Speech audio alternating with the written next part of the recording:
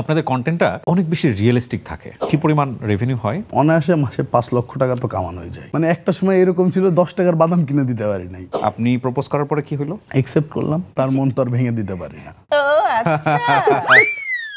মেয়েরা বোধহয় ডেয়ারিং ছেলেদের একটু বেশি পছন্দ করে না? আমার মনে হয় সেটাই। ওকে যেরকম দেখা যায় উল্টোটা আমার সাথে হয়। এত ডিপেন্ডেন্ট যদি কারোর ওয়াইফ কোনো হাজবেন্ডের উপরে হয় তাহলে তার নিঃশ্বাস নেওয়ার সুযোগ থাকে। ধরেন ফ্রেন্ডের সাথে আধা ঘন্টা আড্ডা দেবো, তার ভিতরে 17টা কল। সেলফ রেসপেক্ট একটা ব্যাপার, আমরা সংসার জীবনে এটা খুব গুরুত্বপূর্ণ। অলৌকিক শক্তি আছে যেটা আমাদের দুইজনের সম্পর্ক এক করে রাখার জন্য কাজ করে। দোয়া থাকলো এটার প্রতি কোনো কুনজর না পড়ুক। এমন কোনো সিচুয়েশন যেন স্বামী স্ত্রীর ভিতরে না আসুক, এরকম কোনো রোগ যেন কারোর ভিতরে না আসুক। তোমার কাছে কেন সবসময় হাত পাততে হবে? আমার তো নিজের একটা কিছু থাকা উচিত। আমি আমার বাচ্চাদের সময় দিচ্ছি, আমি হ্যাপি আছি। আমার নামে একটা ব্যাংক ব্যালেন্স করে দাও, আমার নামে ফিক্সড ডিপোজিট করে দাও। আমি মনে করি বাবা মার পরে স্বামী হলো তোমার একমাত্র আশ্রয়স্থল। তুমি আমার স্বামী হও, তোমার কাছ থেকে কেন টাকা নিব আমি? আজকের অনুষ্ঠানে ও হিট হয়ে যাবে, আপনি জানেন। একদম তাই, আমার কাছে তো হিট হয়ে গেছে। অনুষ্ঠানে ভিউ একটা হলো দুইটা হলো কিচ্ছু যায় আসে না। অনেক হাজবেন্ডই আজকে তাদের ওয়াইফকে বলবে এই এপিসোডটা একটু দেখো, এই এপিসোডটা একটু দেখো। আমার মন আজকে এত নরম, ও যদি 2-5 লাখ টাকা আজকে চায় এমনি এমনি দিয়ে দিবে। আমরা একটু রেভিনিউ নিয়ে কথা বলতে চাই। আপনারা যে ধরনের কন্টেন্ট করেন খুব ছোট ছোট, কিন্তু এগুলো সর্বোচ্চ 1 মিনিট, সর্বোচ্চ 30 সেকেন্ড, 40 সেকেন্ড। এই ধরনের কন্টেন্টে কি পরিমাণ রেভিনিউ হয়, মানে যারা করতে চাবেন তাদেরকে ইন্সপায়ার করার জন্য? কত অনায়াসে মাসে 5 লক্ষ টাকা তো কামানো হয়ে যায়। 5 লক্ষ টাকা এখন অনায়াসে, এটা কম বলেছি, এর চেয়ে বেশি। ইউটিউব ফেসবুক দুটো মিলিয়ে? না, ইউটিউব বাদ দিলাম, ফেসবুক বলেছি। হিউজ, অনেক ভালো। এবং ফেসবুকের আরেকটা মজার বিষয় হচ্ছে ফেসবুক কিন্তু এখন লং ভিডিওতে তেমন রেভিনিউ দেয় না, শর্ট ভিডিওগুলোকে ইন্সপায়ার করে। তো সেই জায়গাতে আমাদের লং ভিডিওগুলো যেই আমরা ব্লগ করি অন্তত পক্ষে মাসে একটা করে দেওয়ার চেষ্টা করি, যেখানে বেড়াতে যাচ্ছেন ওটার উপর এরকম। লং ভিডিও তো রেভিনিউ যথেষ্ট ভালো। ওকে, গ্রেট। তবে লং ভিডিওতে তো পরিশ্রম করা লাগে, শর্ট ভিডিওতে তুলনামূলকভাবে হ্যাঁ, ক্যামেরা ধরে একদম জাস্ট করে। এগুলো এডিট করে কে? আমি করি। আপনি করেন। সো 5 লক্ষ টাকা অনায়াসে কামানো যায়। সর্বোচ্চ ইনকাম কি এটাই ছিল নাকি কোন মাসে যদি আমি বলি? আমরা এটা খুব একটা ক্যালকুলেট করি না এখনো। না এখনো করি। 5 লাখ টাকা যদি প্রতি মাসে আসে তাহলে তো এটা একটা ডিপেন্ডেন্সি তৈরি করা। মানে আমার শুরুর দিকে কিরকম ছিল যে এই মনিটাইজেশন নিয়ে যে টাকাগুলো আসতো ওই টাকা আমি কোনোদিন হাতও দিতাম না। অবশ্যই এটা জাস্ট আসছে, পড়ে থাক, ব্যাংকে পড়ে থাক। হ্যাঁ। সো আপনি বছর শেষে খবর নেবেন ওর অ্যাকাউন্টে, এটা কোটি টাকা প্লাস হয়ে যাবে। যদি কোটি টাকা প্লাসও হয়, আমি যা চাই মানে সাধ্যের ভিতরে দেওয়ার চেষ্টা করার। আর আমি এমন কিছুই চাই না যেটা তার সাধ্যের বাইরে। আর আমার মনে হয় যে মানে ইনকাম করার দায়িত্ব তার। আমার কোটি টাকা হইলেও চাইলেও কোটি টাকাই দিয়ে দিব, সমস্যা নেই। ওই মনে হয় আমি চাই না বলে এই কথা বলতেছে। ইভেন আমি এটাও বলেছি, যেমন কন্টেন্ট থেকে তো একটা ভালো অ্যামাউন্ট আসে, আমি ওকে বলেছি যে তুমি 20% 30% নিয়ে নাও। আমি নিব না। সে বলে যে না, এই 20% 30% নিলে আমার যখন যা লাগবে তুমি তা দিবা না। আমি বলছি কি যে আমার যখন যা লাগবে সেটা তুমি আমারে দিবা। আমি তোমার কাছ থেকে এই ব্যাপারে আমি তোমার জাস্ট এটা আমি ফান করতে করতে তোমার হেল্প করার জন্য আসছি। আমার এটা করতে ভালো লাগে, আমার যে ও জোর করে করাইতেছে এমন কিছু না। তাহলে আমি তোমার কাছ থেকে কেন নিব? তুমি আমার স্বামী হও, তোমার কাছ থেকে কেন টাকা নিব আমি? আজকের অনুষ্ঠানে ও হিট হয়ে যাবে, আপনি জানেন। একদম তাই, আমার কাছে তো হিট হয়ে গেছে। অনুষ্ঠানে ভিউ একটা হলো দুইটা হলো কিচ্ছু যায় আসে না। নিয়ে যাও। ওকে, না সিরিয়াসলি। এবং আজকে যেটা হবে যে অনেক হাজবেন্ডই আজকে তাদের ওয়াইফকে বলবে এই এপিসোডটা একটু দেখো, এই এপিসোডটা একটু দেখো। আমার মন আজকে এত নরম, ও যদি 2-5 লাখ টাকা আজকে চায় এমনি এমনি দিয়ে দিবে। Too good man, too good. না সিরিয়াসলি, কিন্তু আপনার এরকম ডিপেন্ড থাকতে ভালো লাগে?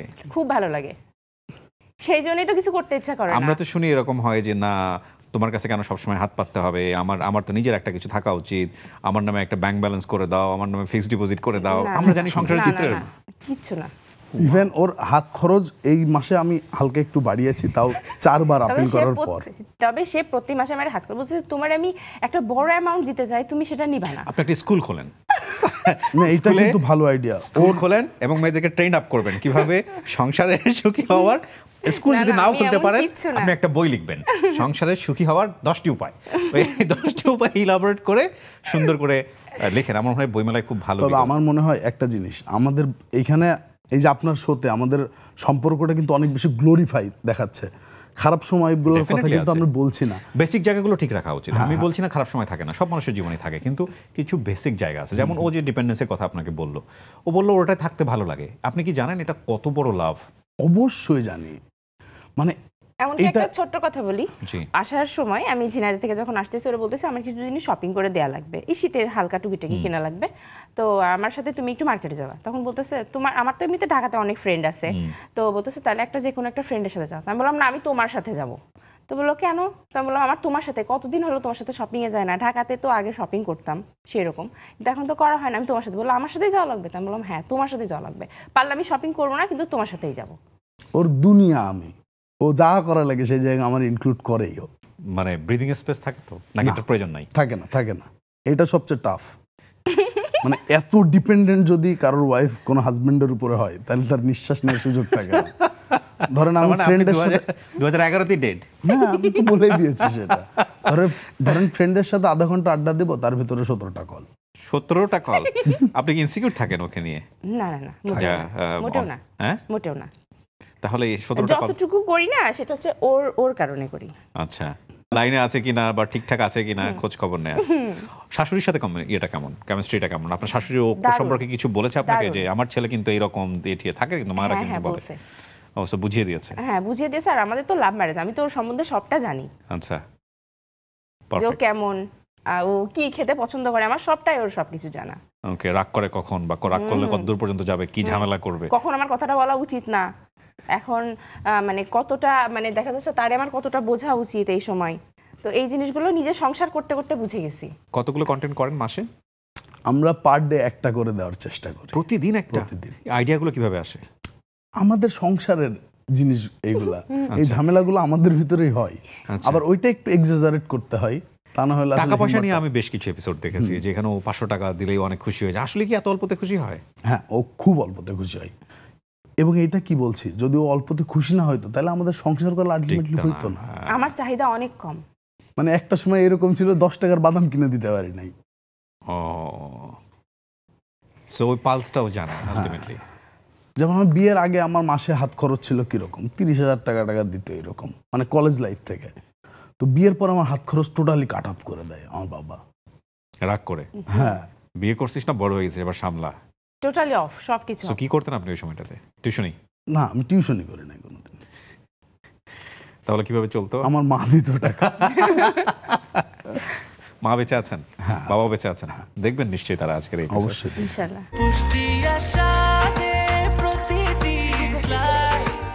ব্রেকফাস্ট, টিফিন কিংবা স্ন্যাক টাইমে মজাদার আয়োজন মানে অল টাইম ব্রেড।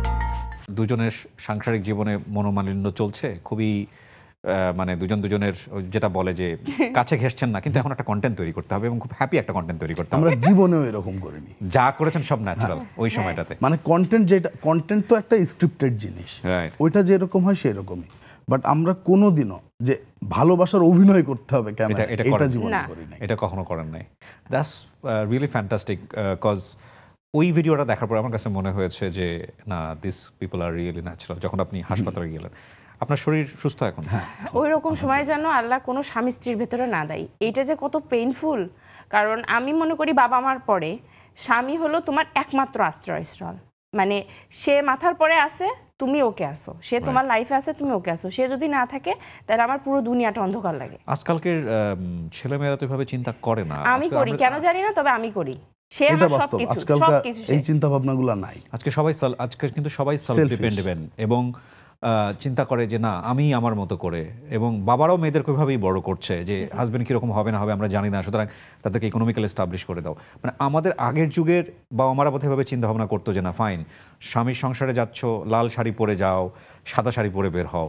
কিন্তু এখনকার কিন্তু এই থটগুলো অনেক চেঞ্জ হয়ে গেছে। তবে এই থটটাই কিন্তু সঠিক, মেয়েদের আসলে ইন্ডিপেন্ডেন্ট হওয়া উচিত। আমি মনে হয় সেকেলেই আসি, এখনো এই কালে আসতে পারিনি। আপনাদের চমৎকার একটা ব্যালেন্স আছে।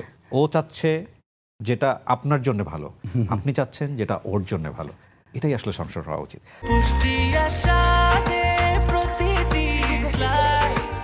ব্রেকফাস্ট, টিফিন কিংবা স্ন্যাক টাইমে মজাদার আয়োজন মানে অল টাইম ব্রেড।